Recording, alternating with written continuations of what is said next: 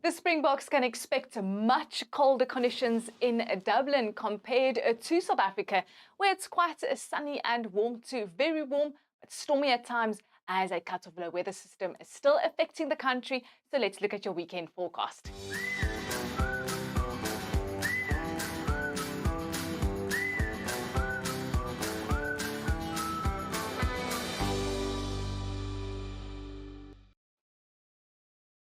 That cut of low affecting South Africa and responsible for the stormy conditions is still stationary over the west coast, but then finally into Saturday, the low pressure system moving eastwards, weakening and forming parts of the normal westerly flows in the upper levels of the atmosphere. But if we look at the current flow, we are expecting another low pressure system to cut itself off by next week. So South Africa, get yourself ready for the second wave of stormy conditions from Monday. But that's next week's worries. Now let's look at your weekend forecast. Our rain chart showing more thunderstorms expected on Saturday over KwaZulu-Natal, moving into Gauteng and spreading northeastwards into Limpopo, as well as along the eastern escarpment and the Lowveld. On Sunday, most of the stormy conditions clearing up, but an onshore flow will push in cooler conditions and a few light showers for the northeastern areas of South Africa.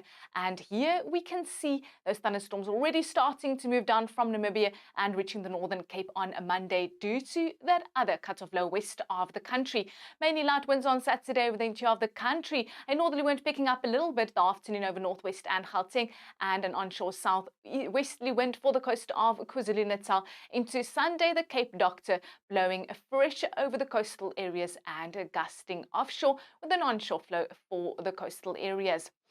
We're expecting drizzle on Saturday morning along the southern coastline, a few light showers for the eastern Cape and scattered thunderstorms over the interior of KwaZulu-Natal. A band will also develop over Gauteng, spreading northeastwards into Limpopo, and stormy conditions especially expected over parts of Mpumalanga. That's also where the Weather Service is warning against the possibility of severe thunderstorms, which could lead to disruptive rainfall, large amounts of hail, as well as excessive lightning.